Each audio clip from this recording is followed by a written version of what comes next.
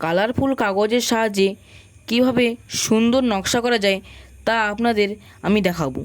প্রথমে একটি কাগজকে মাপ করে কেটে ভাঁজ করে নেব এপাশ ওপাশ করে এইভাবে।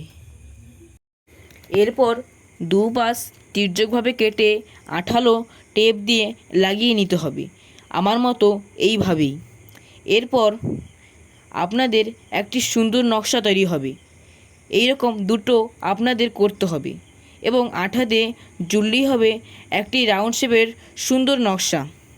এখন আর একটি কাগজকে আমার মতো গোল করে কাটতে হবে। দেখুন আমি যেভাবে বানাচ্ছি।